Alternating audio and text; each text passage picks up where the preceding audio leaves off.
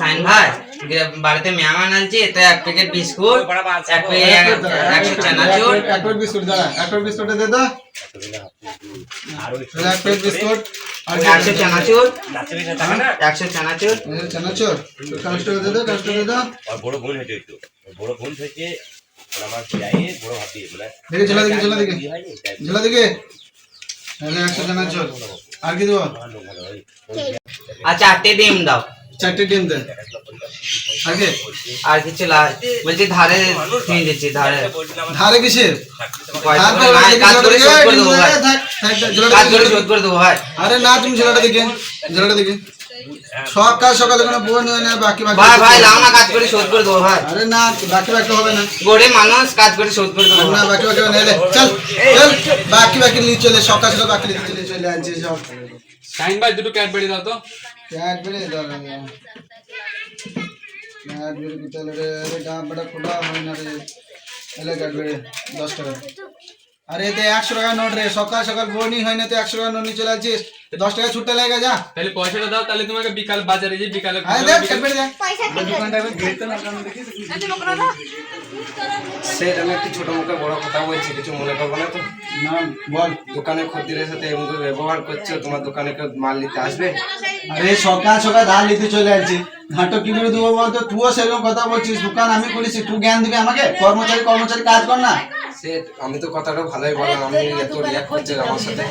আরে তুই জ্ঞান দিচ্ছিস আমাকে? দোকানটা আমি করেছি না, তোমার কাছে কাজ করছিস না, তোকে কাজে রাখবো না। চল বেড়ে, আচ্ছা বেড়ে, চল বেড়ে। শাহিনের বিশাল ঘামান্ড হয়ে গেছে। আরে সানাই, তুই মন খারাপ কেন রে? আর বলিস না ভাই, এটা সাইন দোকানে ভাই দোকান দিয়েছিলাম, তা বললাম ঘরে মেহমান আনছি, কাজ করে শোধ করে দেবো, তা দিল না রে, বিশাল আমার সাথে খারাপ আমার ব্যাপার। সাথে তো খারাপ ব্যবহার করিস রে শাহিন ভাই। এবার তুই বল, আমি এবার কি করবো? এত ঘরে মেহমান চলে যাচ্ছে, না এনে গেলে তো অসম্মান হবে আমাদের। আমিও দোকানে গেছিলাম রে, আমাকে 100 টাকা নোট নিয়ে গেছিলাম, খুচরো খুচরো উল্টো পাল্টা বললো আমাকে। তা আমার কাছে 100 টাকা লে তুই ভাই, তুই 100 টাকা লে ভাই, তুই দোকানদানি কর, তবে তুই ঘুরে আজকে তুই না থাকলে ভাই কি না হতো, মেহমানের কাছে অপমান হতো। যাচ্ছি না স্যার, তোর ভাবে আবার বকবে বুঝলি, দোকানটা নিয়ে যাচ্ছি।